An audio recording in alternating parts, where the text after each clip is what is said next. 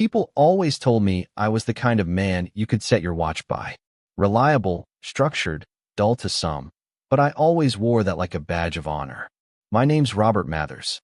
I was 58 when all this started, though some days it feels like I aged 10 years in a single afternoon. I'd spent the better part of my life building things: hotels, bridges, commercial centers. I was an architect by trade and a provider by instinct. I believed in blueprints, not just for buildings, but for life. You go to school, get a job, buy a house, get married, raise a daughter. You pour love into that little girl like concrete into a foundation, and you trust it'll hold. That girl, Lila, was my everything. I used to say she was the best thing I ever built. Witty, sarcastic, sharp-eyed, with this way of rolling her eyes when I got too serious. We had our Sunday movie nights, our road trip playlists, our inside jokes. Sure, I traveled for work a lot, but I never missed a birthday, never missed a graduation. I thought love, time, and money were enough. I thought I was enough. The day everything unraveled started like any other. Nothing dramatic, no ominous clouds, no strange dreams the night before. Just a regular Thursday. I was home, working on a set of plans for a boutique hotel expansion in Portland. My phone buzzed. Lila. I picked up right away. She'd recently moved into an apartment with some friends in the city, and I liked when she called. It made me feel like I hadn't lost her completely to adulthood. We talked for a few minutes, nothing deep. She told me about a guy she was seeing, some drama with her roommates, how she hated her boss.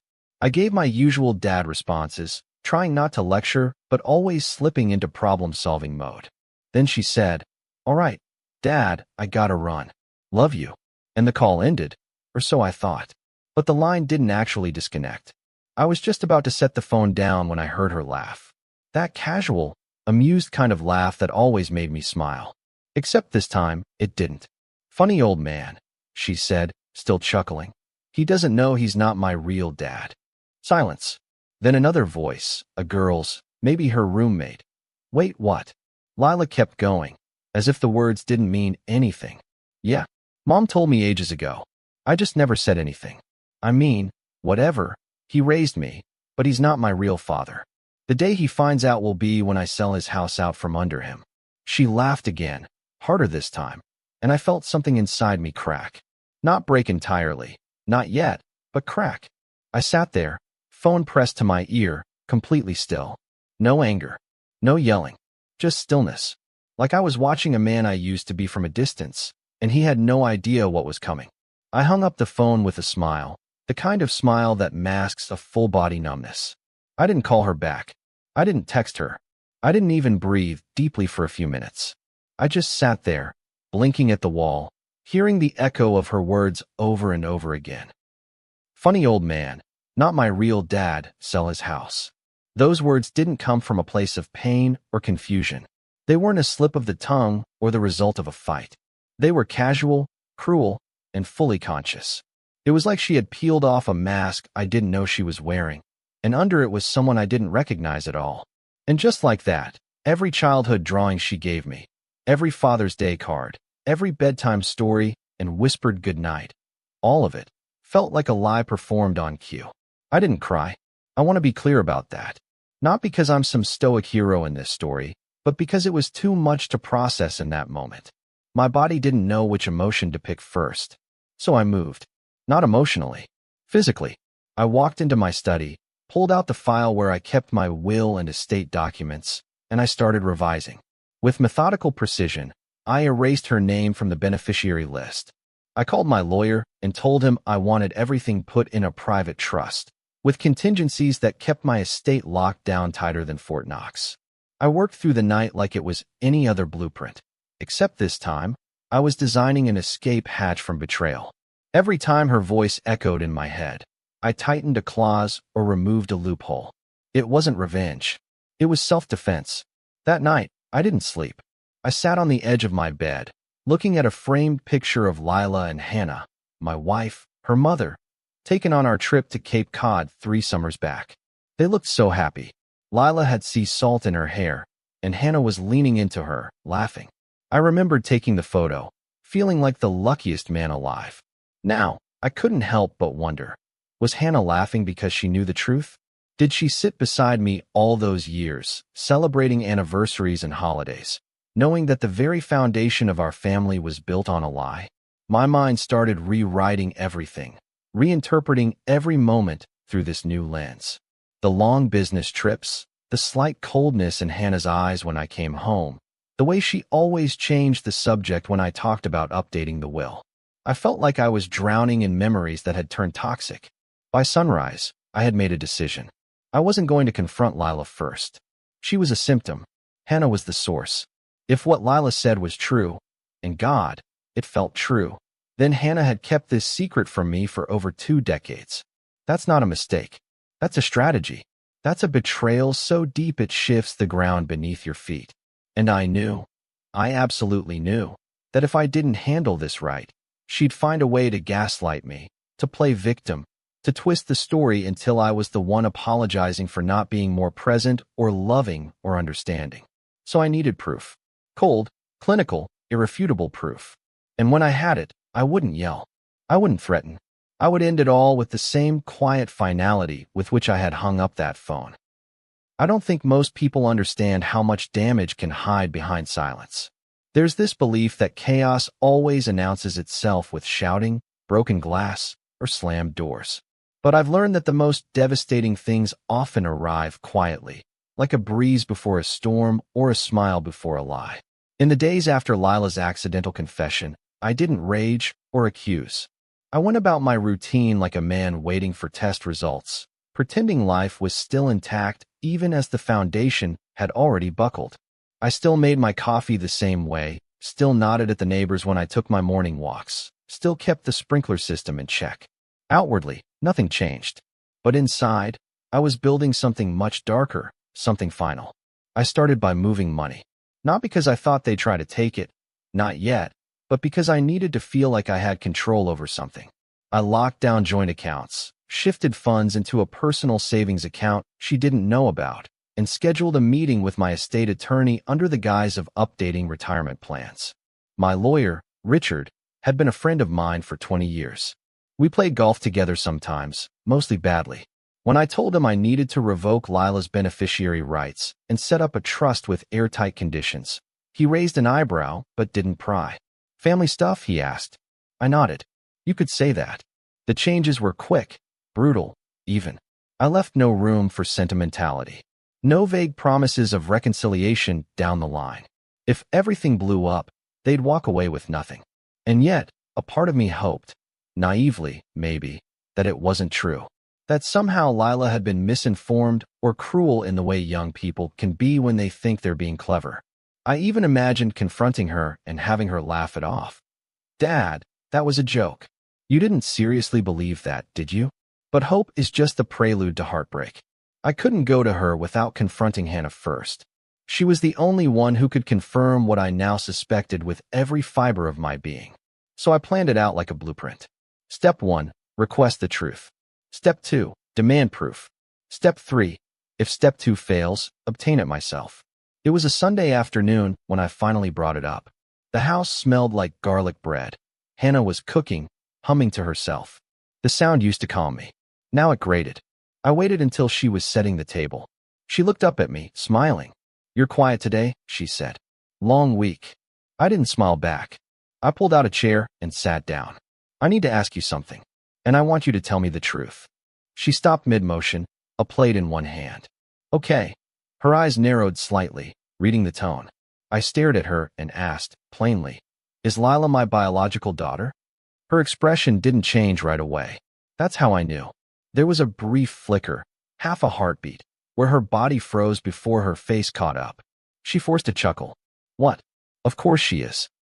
"Rob, what kind of question is that?" I didn't respond, just watched her. I had always been good at reading people, clients, contractors, partners.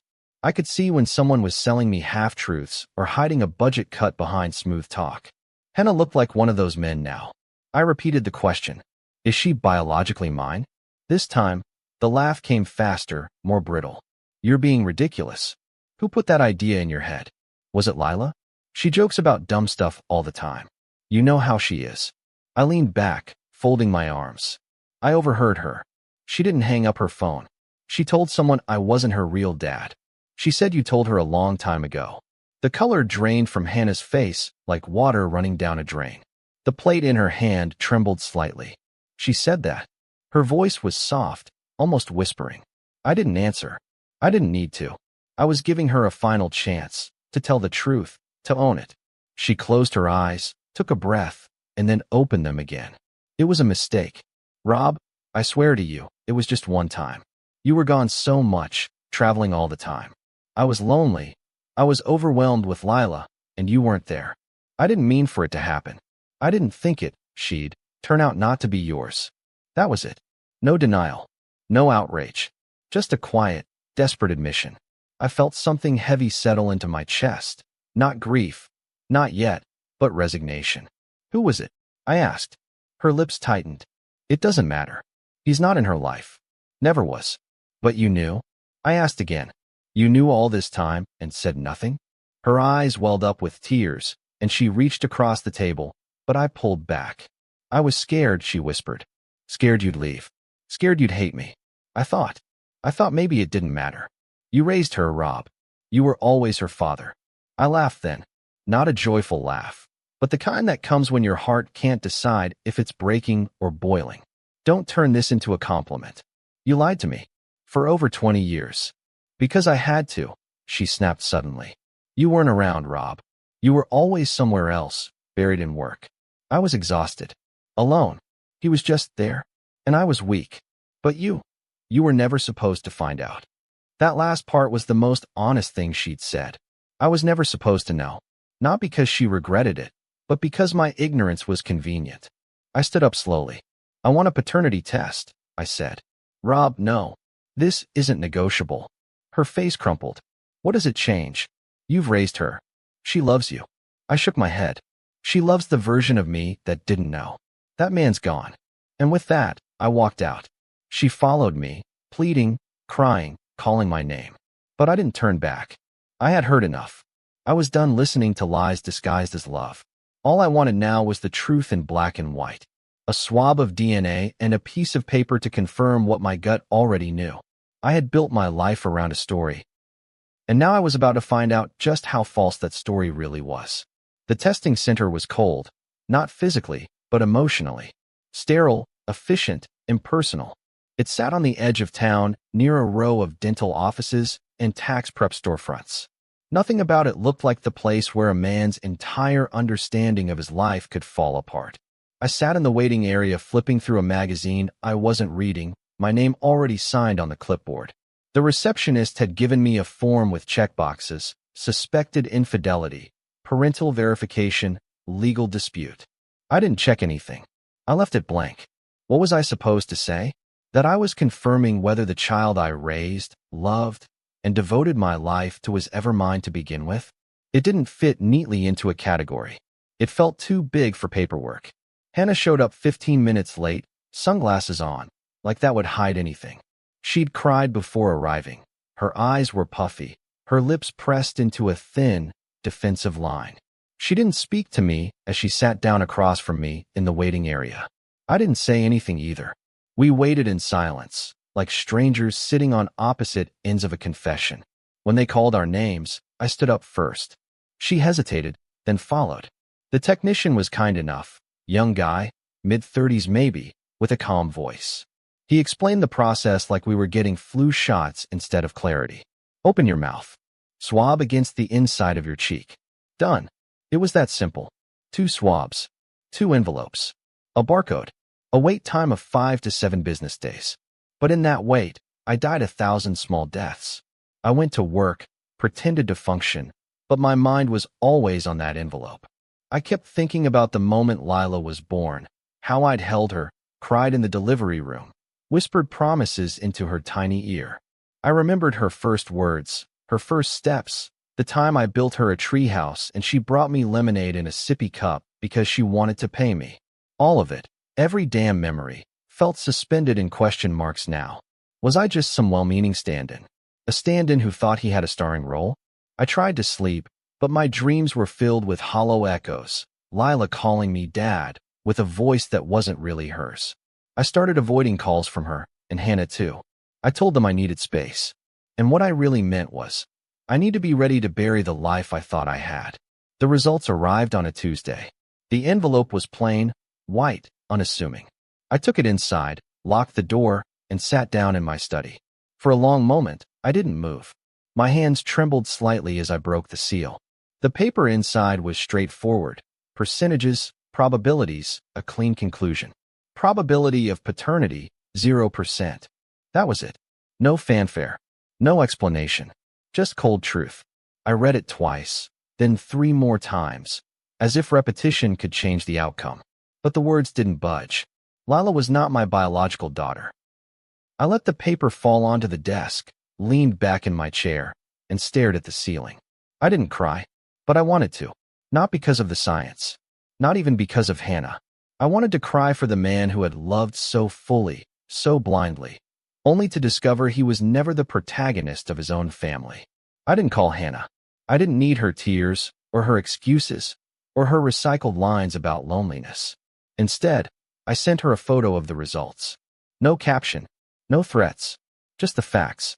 Within 5 minutes, she was calling. I let it ring. She tried again, then texted, "Rob, please, we need to talk. I never wanted this to happen. Please answer." I didn't. I sat in silence as my phone buzzed over and over again. The same woman who'd built a life with me had also built an entire lie on top of it. And now she was panicking because the scaffolding had finally come crashing down. I didn't know her anything, not after this. Not even a conversation. She showed up at the house that night. I was in the kitchen, drinking bourbon straight, something I hadn't done since college. I heard the knock and didn't move at first. Then it came again, louder this time, frantic. I opened the door slowly. There she was, mascara running, clutching her purse like it was the only thing anchoring her to this world. "Rob," she whispered. "Please." I stepped aside and let her in, not out of kindness, but because I wanted to hear what kind of performance she'd give. She sat on the edge of the couch, wringing her hands. "I never wanted to hurt you," she started. "I didn't think she'd ever find out. I thought it didn't matter because you were the one who raised her." I cut her off. "Don't give me that. You had 23 years to tell me the truth. You waited until your daughter exposed you by accident." Her voice cracked. I was scared. I kept thinking there'd be a right time, but there never was. I stared at her, really looked at her. This woman I had once thought was my home. "You made me build a life on a lie. Do you even understand that? You made me love someone as a daughter when I wasn't even given the choice." She shook her head violently. "She is your daughter. In every way that matters. But not in the way that you chose to hide." I snapped. Then she did the thing that truly broke me. She got on her knees. In our living room. Begging. Crying. Clutching at my legs like a child terrified of being left behind. "Please, Rob. Don't throw away everything we built. I was wrong. I was stupid, I know. But please, don't divorce me. Don't do this. I love you." I looked down at her and felt absolutely nothing. No pity. No anger. Just a void where affection used to be. "This isn't love, Hannah. This is damage control." I walked away from her, into the kitchen, poured another drink. "I want a divorce. You and Lila can figure out what your relationship looks like now. But you're not part of mine anymore." She stayed on the floor, sobbing, and I left her there. I went upstairs, locked the bedroom door, and slept better than I had in weeks. Because for the first time, I wasn't clinging to illusions. I was holding the truth, even if it had come at the cost of my entire family. I scheduled the appointment with my divorce attorney the very next morning. There was no long walk to clear my head, no emotional spiral or dramatic indecision. The truth had done something to me. Leveled me, yes, but also clarified everything. I didn't feel like a man unraveling. I felt like one rebuilding from the ash. There was something sobering about sitting across from my attorney, Shelley, a sharp-tongued woman who specialized in high-asset divorces. When I told her I didn't want mediation, didn't want to negotiate, didn't want to split a damn thing, she raised her brows slightly. "Are you sure?" she asked, flipping through her legal pad. "You've been married 26 years. You'll have to show grounds for unequal division." I slid the DNA results across the table and said, "Consider that my grounds." Her expression changed immediately. No more small talk. Just strategy. "All right," she said. "We're playing hardball." Within the week, We had everything in motion. I had already moved financial assets, already created the trust for the house. We filed for dissolution on the grounds of fraudulent concealment, an underused but airtight angle in our state. It was brutal, yes, but not cruel. I didn't shout about it. I didn't smear her name or drag Lila into public scrutiny. I simply moved forward with surgical precision. And still, I could hear her begging in my mind. Please, Rob, we can fix this. But you can't fix rot. You don't renovate a lie. You tear it down. Hannah tried to fight it, of course. At first, she lawyered up, tried to slow things down. Her attorney reached out with counteroffers, 50% of the house, spousal support, an equal share of retirement assets. I declined every time. I wasn't negotiating over the corpse of my trust. My lawyer, Shelley, sent a single response. Client is prepared to release details of paternity deception if case goes to court. That ended it. Within 3 days, we received their acceptance of the original terms. No assets, no house, no money, just a clean, scorched earth exit. I signed my papers at a notary's office next to a dry cleaner.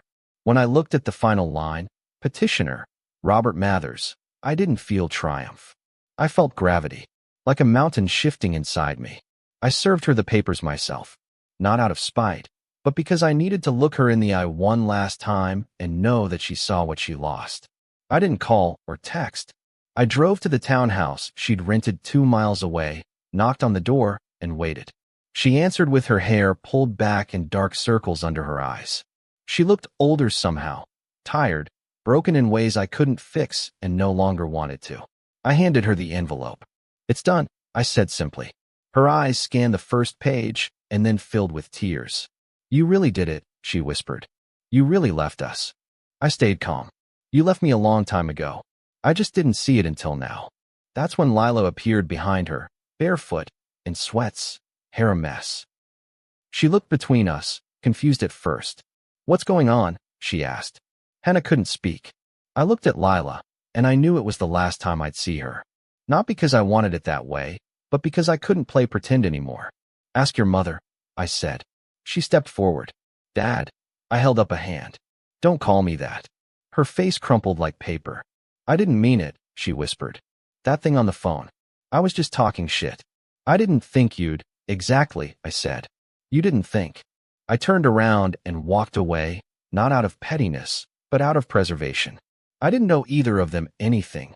Not my anger, not my forgiveness, not even my presence. In the days that followed, the silence in my house changed. At first, it was deafening, every corner echoing with memories I didn't trust anymore. The kitchen table where Lila once did her homework felt haunted. The photos on the mantel looked like props from someone else's life.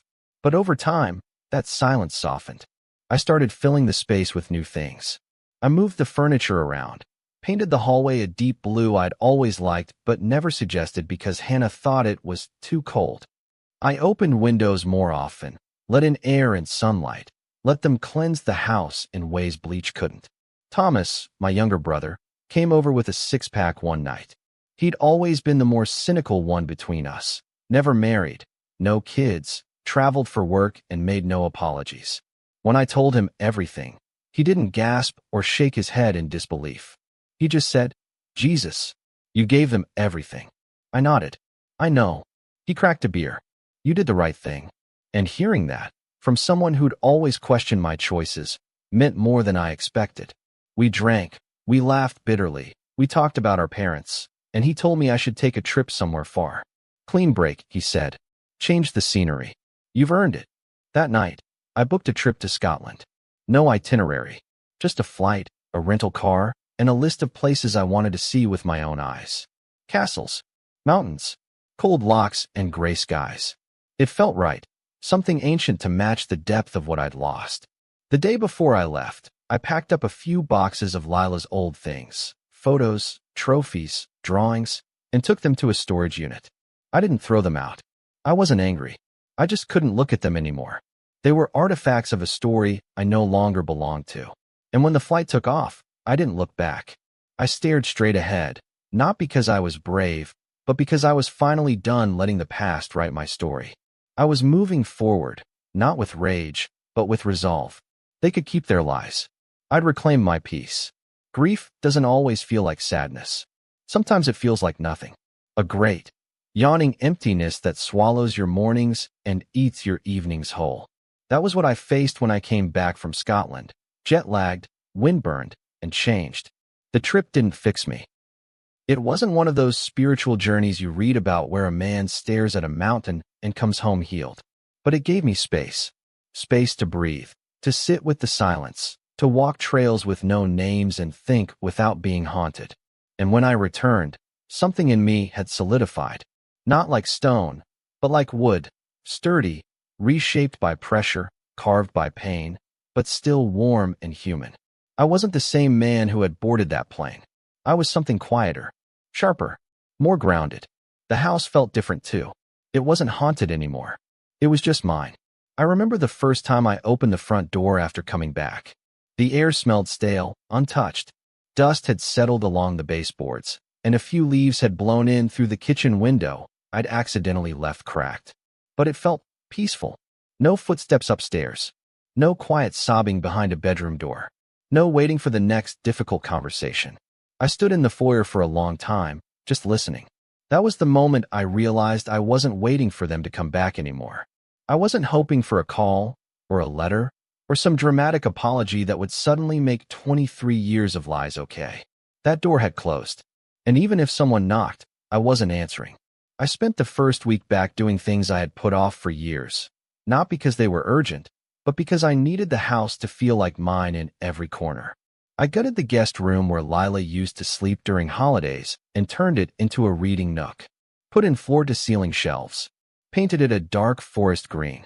I threw out the beige curtains Hannah insisted on and replaced them with linen ones I liked. I went through every drawer in the house, every closet, every shoebox tucked away under beds. I cleared out the detritus of a life that no longer belonged to me. There was something ceremonial about it, something sacred.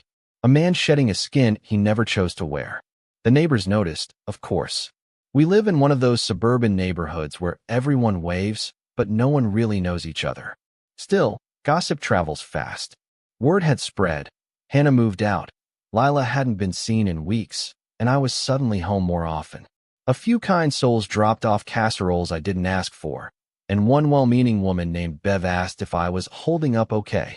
I gave her a polite nod, said, "I'm fine," and that was the end of it. Because I was fine. Or at least I was becoming fine. I didn't need pity. I didn't want it. What I needed, what I craved, was clarity, and I had it now. Painful, yes, but real. Thomas started coming by more often. Not every day, but enough. We'd sit on the porch with a couple beers, talking about nothing in particular. He never pushed. Never asked how I was doing in the way people do when they're really just fishing for drama. He just existed beside me, and that was enough. One night, he said something that stuck with me. "You know, Rob, you could have folded. You could have let it wreck you. Most men would have. But you didn't. You burned it all down and started over. That takes balls." I chuckled and said, "Or stupidity." He shook his head. "Nah, that's survival." Still, not every day was easy. There were mornings I'd catch myself setting out 2 cups of coffee. Evenings when I'd hear a car door and instinctively think, Lila's home. The body remembers, even when the heart has moved on. And sometimes, I'd scroll through old photos on my phone, vacations, birthdays, Christmas mornings, and feel that ache. Not because I wanted them back, but because I missed the man who believed in them. I missed the simplicity of thinking love was enough. That if you gave, and gave, and gave, people would never betray you. That's the hardest part, really, grieving the version of yourself that didn't see it coming. But healing isn't linear. It's not a straight road. It's a messy, winding path full of false starts and quiet victories. I started cooking for myself again, not frozen meals or takeout, but real cooking. I made fresh pasta one night, lit a candle, and played Sinatra on the record player I dug out of the attic. It wasn't a celebration. It was a reclaiming, a reminder that I could still create joy, even alone. I started going to the gym, joined a woodworking class on Saturdays, reconnected with a few old friends I hadn't seen in years. I was building a life, not to prove anything, not to fill a void, but because I wanted one that belonged to me. One afternoon, while sanding a small oak bench in class, A woman named Carla struck up a conversation. She was a retired nurse, smart, quick-witted, with a laugh that reminded me of spring. We talked for a while about music, travel, stupid things like which wood grain was the most forgiving. She didn't ask about my past, and I didn't offer it. That felt good. Like maybe I didn't have to lead with the scar. Maybe I could just be Rob, the man who liked old records and hated painting ceilings. We exchanged numbers. I haven't called her yet. I don't know if I will. But it felt like the beginning of something, or at least the end of nothing. One evening, I got a text from an unknown number. It was Lila. Can we talk? That was all it said. I stared at it for a long time, thumb hovering over the screen. I thought about all the things I could say, all the anger, the hurt, the confusion. But in the end, I deleted the message. Not because I hated her, but because some conversations don't need to happen. Some doors are better left closed. I had said everything I needed to say when I walked away. Anything more would only reopen wounds I had worked too hard to heal. So I stood there in my kitchen, phone in hand, and smiled to myself. Not a bitter smile. A peaceful one. I wasn't angry anymore. I wasn't even sad. I was just free. 1 year to the day after I heard Lila's voice echoing through the phone, I stood in front of my bathroom mirror and barely recognized the man staring back. My hair was a little shorter, my beard touched with more gray, and my eyes, those had changed the most. They weren't sad, not anymore. Just quieter. Wiser, maybe. There was a calmness in them that hadn't existed before, like someone who had walked through a fire and come out on the other side, not untouched, but forged. I reached up, wiped a bit of shaving cream from the corner of my jaw, and smiled. Not because I felt triumphant, but because I finally felt real. For so long, my identity had been wrapped around being a father, a husband, a provider. All noble things, all titles I wore with pride. But they weren't entirely mine, were they? They were given to me, some under false pretenses, and now, for the first time in decades, I was just Robert. And that was enough. That morning, I made my coffee strong and black, like always, and sat on the back porch watching the sunrise peel open the sky. There was a chill in the air that hinted fall was on its way. The leaves on the oak tree near the fence had started turning gold. It used to be a place where Lila would swing from an old tire, her laughter cutting through the yard like wind chimes. I used to sit out here imagining her wedding, picturing Hannah in the front row, tears in her eyes as we watched our little girl walk into her future. Funny how life builds castles out of illusions, only to later collapse them into rubble. And yet, even surrounded by the ghosts of what could have been, I felt no bitterness, just acceptance. Some things weren't stolen from me. They were simply never mine to begin with. I spent the rest of that day doing what I now called my rituals. A morning walk to the bakery down the street. The young woman behind the counter knew my name now. Lena, college student, always cheerful, always trying to sneak me extra scones. I'd smile, take one, and tell her not to tell her manager. It was the kind of soft interaction I had missed in my previous life, when everything felt like a performance. Husband, father, boss. Now I moved through my day like a man in control of his time. I went home, read for an hour, watered the plants, sanded the coffee table I'd been slowly restoring in the garage. There was something deeply satisfying about bringing old wood back to life. Maybe it reminded me that damage didn't mean the end of something.